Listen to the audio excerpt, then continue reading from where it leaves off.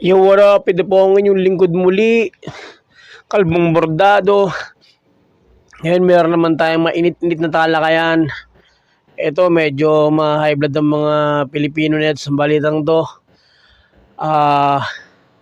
Hala grabe, China hinarvest ang coral reefs, yung mga lamang dagat ng bansa.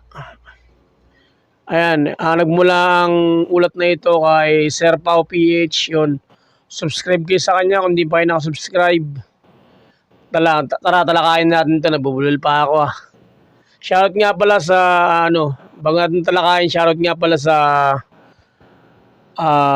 Street Kicks, RBTC Street Kicks. Yan, salamat sa pag-sponsor ng sapatos.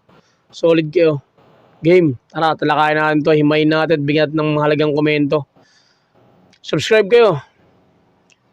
At syempre, kung di pa na-subscribe sa akin, subscribe na rin kayo. Click yung notification bell para update kayo sa mga ganitong klaseng reviews at reaction. Game. Kalbong Bordado. Yeah. Sir Pao PH. Magandang araw po subscribe sa kayo. Lahat, mga kalyado. May bago na naman akong ibabalita sa inyo. Tungkol sa isa na namang illegal na aktibidad ng China sa West Philippine Sea. Talagang nakakaalarma po mga kalyado itong pangyayaring ito. Kaya hindi ako magtataka mga kalyado kung lalo kayong magagalit sa China at mabibwisit dito sa ibabalita kong ito. Pero wala akong magagawa kung hindi ibalita ito sa inyo mga kalyado dahil ito ang kasalukuyang nagaganap na sitwasyon sa West Philippine Sea. Pero bago natin simulan mga kalyado, itong ibabalita ko sa inyo ay paki-like, share, and subscribe muna nitong channel natin at nitong video para mas maraming makapanood. Yan, subscribe kayo kay Sir Pao PH. Yan. At mas maging aware ang mga kababayan nating Pilipino sa mga kahayupang ginagawa ng China. So simulan na nga natin ito mga kalyado. Bali, 2 article itong tatalakayin natin mula sa Inquirer. Magkadugtong kasi mga kalyado itong 2 artikulong ito, kaya tatalakayin na natin parehas. At tatalakayin natin ito mga kalyado sa paraang brief, concise, at direct to the point. At ito na nga po yung balita mga kalyado. Ang Armed Forces of the Philippines natin ay nagpahayag ng concern sa swarming activity ng China sa West Philippine Sea. Ayon po kasi mga kaalyado sa latest report ng Armed Forces of the Philippines Western Command o WESCOM ay maraming Chinese fishing vessel sa Iroquois Reef during sa kanilang latest air patrol noong September 6 at September 7. Hindi lang po sa Iroquois Reef merong swarming activity ang China mga kaalyado. Meron din po sa Escoda or Sabina Shoal at sa Nares Bank. Pero itong Iroquois Reef or Russell Reef ang pinaka-apektado sa Chinese swarming activity na ito. So, ang Russell Reef or Iroquois Reef mga kaalyado are within our exclusive economic zone at continental shelf. Kaya itong intrusion na ito ng China ay violation sa Philippine sovereign rights and jurisdiction. So, may report po kasi mga kaalyado mula sa Unified Command na itong ginagawang swarming activity ng China ay patungkol sa massive coral harvesting sa mga nasabing area. Kaya naman itong pagdami ng bilang ng presensya ng Chinese Fishing Vessel or CBF ay may potensyal na implikasyon sa Philippine Maritime Security at Fisheries Conservation, Territorial Integrity, and Preservation ng ating marine environment sa Pilipinas. So dahil tapos na tayo dito sa unang parte ng artikulong tinatalakay natin, ay dakot. Grabe, nag-dredging sila. Dredging, ibig sabihin, yung parang nagmimina sila ng mga corals, di ba? Parang ganun yan Kinakalbo nila yung tahanan ng mga isda.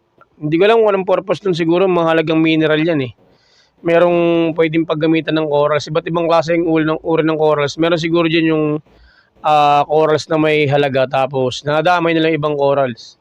Siyempre, pag in-harvest niyan, lahat na yan. Walang natitira dyan. Na tayo dito sa pangalawang artikulo. Grabe kayo, China. Grabe talaga kayo, sobra na kayo, Na magpipinpoint sa kung ano ba talaga ang purpose ng Chinese swarming activity na ito sa West Philippine Sea. Bago tayo magpatuloy mga kaalyado ay linawin ko muna sa inyo kung ano ang ibig sabihin nitong swarming activity na ito. From the word itself na swarming, mga kaalyado, ang ibig sabihin nito ay pagpapalibot, pagtitipon-tipon ng maraming bilang ng isang bagay sa isang lugar. At sa madaling sabi, mga kaalyado, ay ito na nga yung pagdagsa ng napakaraming bilang ng CFV o Chinese fishing vessel sa mga area natin dito sa West Philippine Sea. Partikular na nga dito sa Rizal or Iroquois Reef.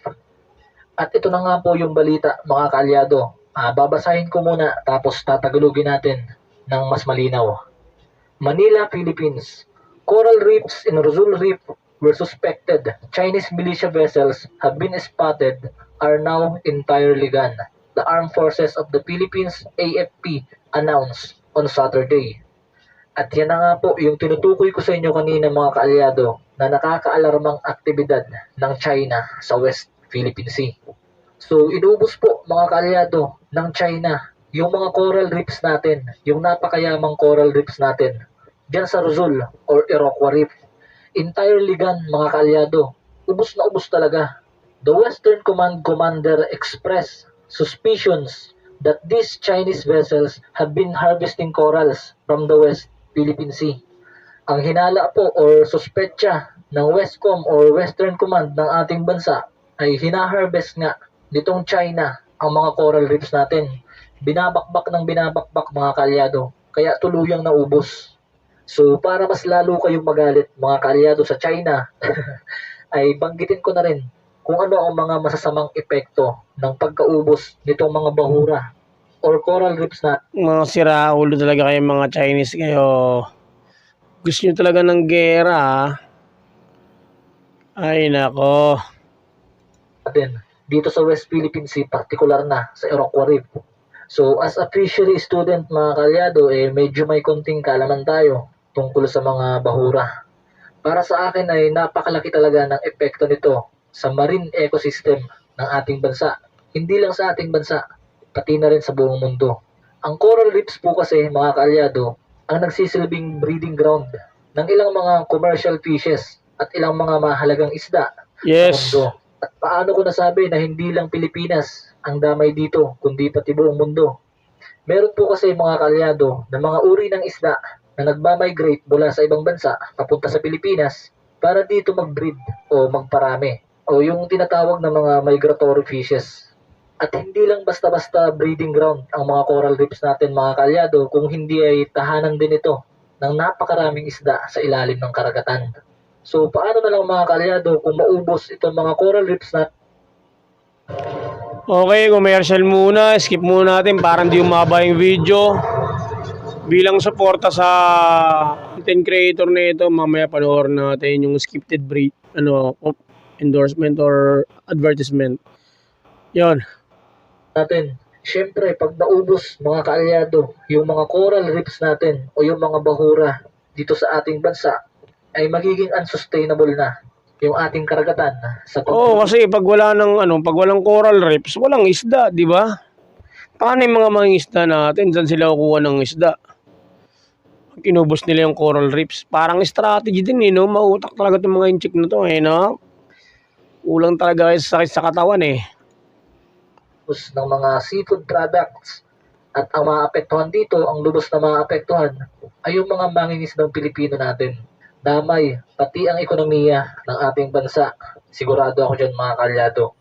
Kaya sa tingin ko, mga kaalyado, as soon as possible, ay kailangan ng gumawa ng aksyon at magkaisa ang lahat ng bansa para patawan ng napakatinding parusa itong bansang China.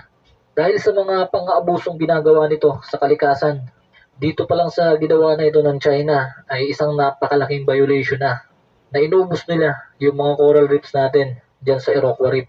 Di pa man lubos na napapatunayan, mga kaalyado, na China nga ang may kagagawa nito, ay wala naman ibang bansa ang kayang gumawa nito kundi China lang.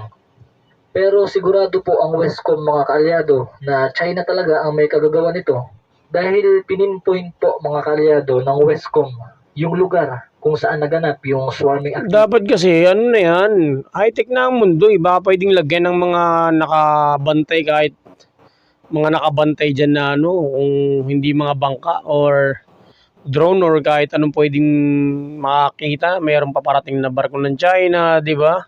Dapat ginagwardyahan na yan. Hindi tigil yung mga inayupak na yan.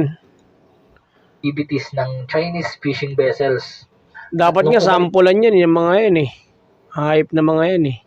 Is na nga mga kalyado, yung mga Chinese fishing vessel dun sa area, sa Iroquois Reef, ay agad na nag-dispatch ng mga divers, trained divers ang Westcom para sa isang underwater survey.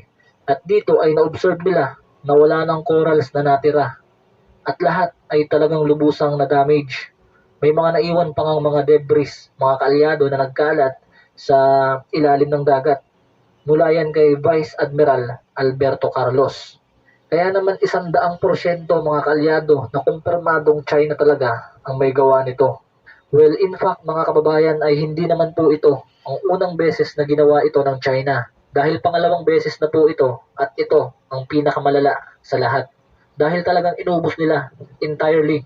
Talagang kabuuan ay sinagad nilang ubusin. Kung natatandaan niyo pa mga kalyado yung past upload ko tungkol sa Sandy Cay na isang lulubog at lilitaw na isla ay naging permanenteng isla na ngayon or Sandy Cay nga dahil dito napunta yung ilan sa mga buhangin at coral reefs na binakbak ng China mula sa teritoryo natin na malapit sa Sandy Cay upang pagtayuan nga ng artificial island. Kaya't kung susuriin natin ng mabuti mga kalyado ay may posibilidad na nagpaplano din ang China na pagtayuan ng artificial island itong Iroquois Reef. Kaya binakbak nila ang lahat ng mga bahura dito. Or pwede rin mga kalyado na kaya binakbak ng China ang lahat ng coral reef sa Iroquois Reef ay para gawing mga produkto. Dahil marami pong pwedeng gawing produkto mula sa coral reefs. At isang halimbawa na nga nito ay ang pharmaceuticals. Base sa obserbasyon ng mga Navy divers mga kalyado, ay naniniwala si Carlos na ang coral reef harvesting na ito ay nangyari kamakailan lamang. Pwedeng within this month or ngayong week. Kaya ngayon, ang hakbang na ginagawa ng AFP ay makipag-coordinate sa mga scientists at eksperto para i-assess ang area. So, bagamat pinangunahan na ni Sir Pau PH na China ang may kagagawa nito, dahil galit na galit nga ako sa China mga kalyado, hindi ko may tatago yan. Pero wala pa naman. Mga inayupak mga yan, mga abusado eh. Sobrang kinakawawa na yung Pilipinas ng mga inchik na yan eh. Dapat umaksyon ng gobyerno dito. Dapat barikadahan na to. Di tigil yan, ubusin nyo ng yaman ng Pilipinas, yaman dagat ng Pilipinas, maniwala kayo. Mga inchik na yan, hanggat kain lang, may kinabang siya dyan, di natin tahan-tanan yan. Mga walang yaman nga yan, no. Ang pong kumpirmadong konklusyon ang AFP sa pangyayaring ito. Kumbaga, work is in progress pa mga kalyado. Pero in-emphasize ni Vice Admiral Alberto Carlos. Dapat sampulan yan, ratratin nyo yung mga, ano dyan, putik na yan. Itong presence ng Chinese vessel sa West Philippine Sea ay very concerning. Given the Philippines' rights within its exclusive economic zone. So hanggang dito na lang muna tayo mga kalyado. Sana ay naibahagi ko sa inyo ng maayos itong napaka-importanteng balita na ito tungkol sa pang-aabuso at pangwawalang hiya ng China sa mga teritoryo natin sa West Philippine Sea. So kung may komento kayo mga kalyado at mga opinion dito sa tinalakay natin ay ibigay nyo lang dyan sa comment section at mag-usap-usap tayo dyan. Maraming salamat sa suporta at panonood ninyo. Mag-iingat kayong lahat. Please like, share, and subscribe and click the notification bell button para lagi kayong updated sa mga susunod. So, yun na nga. Ito pang uploads. Ano masasabi nyo sa ginawa ng China dyan sa part na yan ng West Philippine Sea? Kinalbo nila, kinubos nila yung coral reef. Sira-sira kasi sira-sira. May mga debris lang na natira. Talagang kinalbo nila yung part na yun. Paano na yan kung ganyan gagawin nila sa mga nakapalibot na nakaragatan sa Pilipinas? Ano na mangyayari sa mga Pilipino? Dapat umaksyon na talaga. Hindi na sila, gear na talaga yung gusto nila di ba? Napamawalang yan mga inchik na to. Yun. Subscribe kayo kay Sir Pau PH. Pina-high blood niya ako pero hindi siya ang rason. Pina-high blood ako ng mga inchik na yun. Yun, subscribe kayo. At syempre kung di pa kayo nakasubscribe sa akin, Kalbong Bordado TV. Subscribe na rin kayo para sa mga ganitong klase ng reviews. At subaybayan pa natin. Yun. Subaybayan natin mga ginagawang kalokohan ng mga inchik na to. At imulat natin ng mga Pilipino sa mga kalokohan nila para magliyab ang damdamin ng mga Pinoy at magawa ng kaukulang aksyon yung mga ginagawa ng kalokohan. Yung maraming salamat. Kalbong Bordado in the house.